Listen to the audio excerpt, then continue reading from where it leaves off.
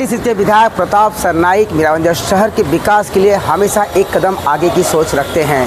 यहाँ के नागरिकों को सारी सुविधा किस तरह से दिया जाए उसके लिए वो हमेशा अग्रसर तैयार रहते हैं। मीराबंदर शहर में उन्होंने कई सारे ऐसे विकास कार्य भी किए हैं जिससे यहाँ के नागरिकों को काफ़ी उससे फ़ायदा हो रहा है। इसी प्रकार मैं आपको बता दूँ, मीराबंदर शहर में जो हम कचरे की बात करें तो मीराबंदर शहर का जो कचरा है सारा डंपिंग ग्राउंड गोराई में जाता है, जहाँ पे उसकी बदबू से वहाँ के स्थानीय लोगों में काफ़ी परेशानियाँ होती हैं। जिसे देखते हुए विधायक प्रताप सरनाईक ने मीरा भाईंदर स्वच्छ और सुंदर किस तरह से रहे, ये भारत में ऐसा पहला, ये आप देख सकते हैं, टोगो वैन महाराष्ट्र के मुख्यमंत्री एकनाथ शिंदे द्वारा 150 करोड़ के अपने निधि से वो इस शहर में ये टोगो वैन ला रहे हैं। साथ साथ आप पीछे देख सकते हैं वहाँ पे कई सारे डस्टबिन हैं। इसी तरह का डस्टबिन मीराबंदर शहर के कई सोसाइटियों में वो देने वाले हैं, जिससे कहीं ना कहीं देखा जाए तो मीराबंदर शहर में जो कचरे की समस्या है वो काफ़ी हद तक कम हो जाएगी। ये इसकी बात करें तो ये सभी गीला कचरा रोज़ाना 100 से 150 टन इसके अंदर डाला जाएगा और वो 7 दिन के बाद वो खाद बनकर गार्डन में और पेड़ पौधों में ये आसानी से डाला जा सकेगा, जिससे मीराबंदर शहर की जो समस्या है कचरे को लेकर वो मुक्त होते दिखाई दे रही है। इसी के बारे में जानकारी देने के लिए प्रताप सरनाईक ने एक प्रेस कॉन्फ्रेंस रखी है। आइए देखते हैं उन्होंने और हमें क्या जानकारी दी है। आप सभी लोगों को धन्यवाद देता हूं और खासकर राज्य के मुख्यमंत्री आदरणीय एकनाथ शिंदे साहब को बहुत दिल से धन्यवाद देता हूं कि मीरा भाईंदर की जो कचरे की समस्या है वो खत्म करने के लिए उन्होंने 150 करोड़ की निधि इस मीरा भाईंदर महानगर पालिका क्षेत्र के कचरा प्रकल्प में उपलब्ध करके दी और उसमें से हम 2 प्रकल्प कर रहे हैं, जिसकी वजह से गीला कचरा और सूखा कचरा जो अलग अलग हो जाएगा और उसका जो भी प्रक्रिया होती है वो प्रक्रिया होगी। साथ में 20 टोगो वैन हम लोग ले रहे हैं। वो टोगो वैन के माध्यम से गीला कचरा जो है उसमें डालने के बाद तुरंत 7 दिन के बाद में जो खत है वो मिलेगा और वो खत का विनियोग हम महानगर पालिका क्षेत्र में फूल पौधे और जो गार्डन्स है वो गार्डन को ऑफर सकेंगे। कुछ तो इतना खत ज्यादा पैमाने पे उपलब्ध होगा कि प्राइवेट सोसाइटी के गार्डन में भी हम वो महानगर पालिका के माध्यम से मुफ्त दे सके, या शायद महिला बचत गट जो हमारी है, महिला बचत गट के माध्यम से 1-1 किलो 2-2 किलो की बैग हम उनको बना के वो भी लोगों को बेच सकते हैं। ऐसा हमारा हमारी विचारधारा और उस माध्यम से हम खर्चा कर रहे हैं। तो ये 20 टोगो वैन होगी और साथ ही में हर सोसाइटी, हर इमारत और हर चाली में हम लोग 2-2 डस्टबिन दे रहे हैं। जो गीला कचरा अलग होगा, सूखा कचरा अलग होगा। साथ ही में हम जो फुटपाथ है वो फुटपाथ पे भी कचरा होता है, जिस जगह पे ज्यादा कचरा जमा हो जाता है उन लोगों के लिए वो कचरा डिब्बे में डालने के लिए वो स्टील की ये लगा देंगे, हम लोग डस्टबिन फिक्स कर देंगे ताकि लोगों को जन जागृति हो जाए और लोग उसमें कचरा डालें। और 2 प्रकल्प हम ऐसे निर्माण करें कि जिसकी वजह से मीरा भाईंदर का कचरे की जो समस्या उसके ऊपर थोड़ी सी बहुत ही कम कचरा होगा, जिसकी वजह से डोंगरी जो उत्तन का डंपिंग ग्राउंड है उसमें जो कचरा सब जाता है तो कम हो जाएगा और उत्तन वासियों को, डोंगरी वासियों को जो तकलीफ होती है वो तकलीफ दूर हो जाएगी।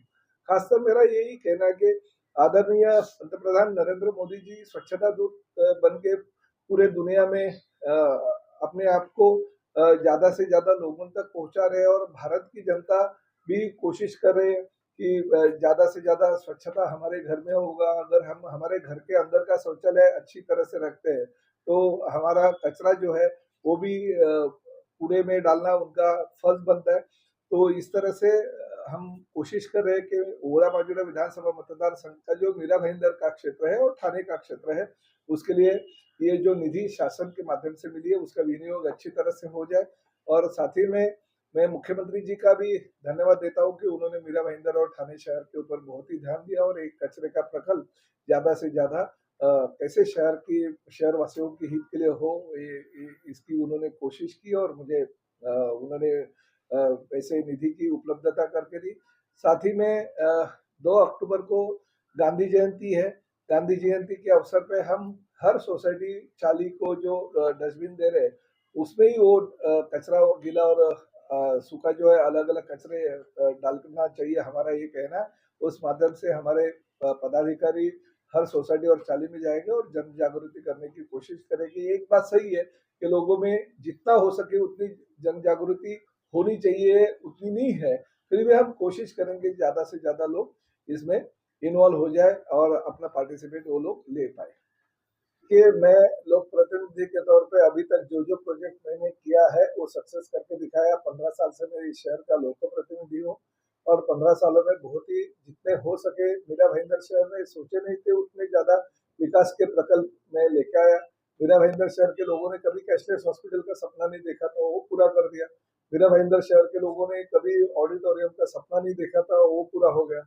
मीरा भाईंदर शहर के लोगों ने बाला साहब ठाकरे कला दालन का निर्मित का प्रस्ताव जो मैंने रखा था उसके बारे में सोचा नहीं था, वो भी कर दिया। तो लोक प्रतिनिधि के तौर पे कुछ हर चीज में तकलीफें आती रहती है, मगर वो तकलीफों को दूर करके हम आगे जाना चाहिए। और ये प्रकल्प देखिए, लोक प्रतिनिधि के तौर पे मेरी जिम्मेदारी है, मैं महानगर पालिका के अधिकारी और कर्मचारियों को वो चीज राज्य शासन के माध्यम से उपलब्ध करके दूं। लोक प्रतिनिधि का सुबह शाम जाके ये मेरा जो मैंने संकल्प लिया है या जो मैंने टोगो बैन दिया है, मैंने डस्टबिन दिया है, मैंने जो कचरे प्रकल्प के लिए पैसा है, तो वो सुबह शाम तो मैं देखने जा नहीं सकता है। तो ये अधिकारियों की जिम्मेदारी होती है, उन्होंने इसके ऊपर अमल करना चाहिए, ध्यान देना चाहिए। मगर एक बात सही है कि थाने में टोगो बैन की संकल्पना जो है बहुत ही अच्छी तरह से निभाई जा रही है और अच्छे प्रकल्प थाने में जो हम लेके आ रहे हैं वो अच्छी तरह से चल रहे हैं। मीरा भाईंदर भी शहर पीछे नहीं होना चाहिए, इसलिए मैंने ये प्रकल्प लाया। और 150 करोड़ रुपए की जो राशि होती है और छोटी नहीं है, वो राशि के माध्यम से और मेरा अगर ओला माजिरा विधानसभा मतदार संघ में अगर शून्य कचरे की मुहिम मैं गांधी जयंती के अवसर पे अगर कर रहा हूँ तो लोगों का प्रतिसाद भी मिलना उतना ही जरूरी है। इस मैनेजमेंट सिस्टम है, यानी यहाँ की ये गाड़ी 3000 फ्लैट के बीच में घूमती रहेगी, ये 3000 फ्लैट के बाहर जाएगी नहीं। तो 3000 फ्लैट का जो भी गीला कचरा है, 100 केजी कचरे में 60-65 केजी कचरा जो गीला कचरा होता है और वही सबसे ज्यादा न्यूसेंस पैदा करता है, वही सब गंदगी पैदा करता है, बदबू वही से आती है। तो ये गाड़ी अगर 3000 फ्लैट में के बीच में अगर एक गाड़ी रहेगी तो ये गाड़ी का कचरा डंपिंग ग्राउंड में जाएगा ही नहीं, उधर के उधर उसका खाद बनेगा। तो ये मेरा नाम विजय वजाला है, मैं Lahas green India private limited का डायरेक्टर हूँ। ये हमारे कंपनी के managing director mister Sai Prasad Khanolkar हैं। ये जो गाड़ी है इसको टोगो बोलते हैं, treatment of waste on the go. ये आमदार प्रताप सरनाइक जी के निधि से और मुख्यमंत्री श्री एकनाथ शिंदे साहब के संकल्पना से ये गाड़ी बनाई गई है, तो इसको उनका विशेष मार्गदर्शन भी मिला है। तो ये जो गाड़ी है ये गीला कचरा किसी भी डंपिंग ग्राउंड या सेग्रीगेशन या कोई प्रोसेसिंग यूनिट में जाने नहीं देता है। जैसे लोगों के घर से कचरा आता है वो कचरे को इसके अंदर सेग्रीगेट करके इसी के पैनल पे सेग्रीगेट किया जाता है। जो गीला कचरा होता है जैसे कि फिश मार्केट हो गया, चिकन मार्केट हो गया, या छोटे स्लॉटर हाउसेज हो गए, या आपके गार्डन वेस्ट हैं, किचन वेस्ट है, या आपके बल्क वेस्ट जनरेटर्स जैसे होटल वाले हैं या मैरिज हॉल है, वहाँ का जो भी गीला सेग्रीगेटेड कचरा है वो इसके अंदर लिया जा सकता है। उसको लेने के बाद में इसके स्क्रू प्रेस होता है, स्क्रू प्रेस में इसका डी वाटरिंग प्रोसेस हो जाता है। उसके बाद में इसको अंदर श्रेड करते हैं। श्रेडर के बाद में ये बायोडाइजेस्टर प्रोसेसिंग के लिए अंदर जाता है, जो थर्मोफ्लिबिक बैक्टीरिया के साथ में हमारे पेटेंटेड टेक्नोलॉजी है, ये सारा प्रोसेसिंग होता है। इसके अंदर आप हर दिन 1.5 टन कचरा डाल सकते हैं, गीला कचरा। तो आज डाला हुआ कचरा अगर सपोज आपने 1 टन डाला तो आपको 8वें दिन लगभग 10 से 15% का आउटपुट मिल जाता है। इनपुट का 10 से 15% आउटपुट मिलता है इसमें। तो जो इसका जो डी वाटरिंग प्रोसेस होता है वो भी हम लोग कहीं रास्ते में नहीं फेंकते हैं, उसको नीचे स्टोरेज है जो पूरा एसटीपी में ही छोड़ा जाता है फॉर द ट्रीटमेंट के लिए।